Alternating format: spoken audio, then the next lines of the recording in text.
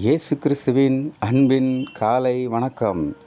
என் ஜீவன் இயேசு ஊழியத்தின் சார்பாக தேவ சத்தம் தினமும் உங்கள் இல்லங்களில் உங்கள் ஆசீர்வாதத்திற்காக இன்றைய வேத பகுதி யோசுவா 23வது அதிகாரம் 10வது வசனம். உங்களில் ஒருவன் 1000 பேரை துரத்துவான்.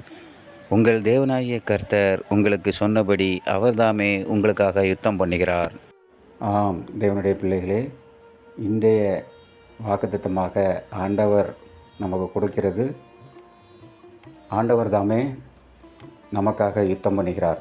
நம்முடைய வாழ்வில் அநேக பாடுகள், பிரச்சனைகள், வேதனைகள் போன்றவற்றை பிசாசானவன் நம்முடைய வாழ்க்கையில் கொண்டு வருகிறார்.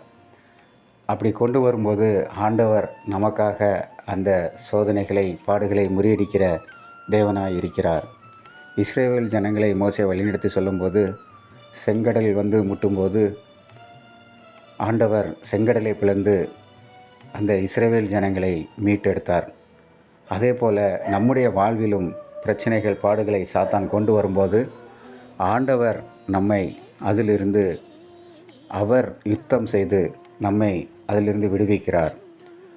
ஆனால் நாம் ஆண்டவரை நோக்கி பார்த்து அவருடைய வேதத்தில் பிரியமாக இருந்து அவருடைய வசனங்களை கை கொண்டு அதன்படி நாம் நடக்க வேண்டும்.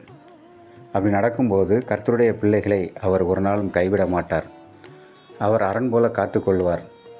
அவர் நமக்காக சாத்தானை எதிர்த்து யுத்தம் பண்ணுவார். நாம் அவருடைய பிள்ளைகளாக அடங்கி இருக்கும்போது நமக்கு இந்த வாக்குத்தத்தத்தின் மூலமாக ஆண்டவர் ஒவ்வொருக்கும் கிருபை அருள் செய்வார். நாம் அவரை நோக்கி பார்க்கும்போது, அவருடைய பிள்ளைகளாய் இருக்கும்போது நம்மை வேலியடைத்து பாதுகாத்து கொள்வார். ஆமேன், ஆமேன்.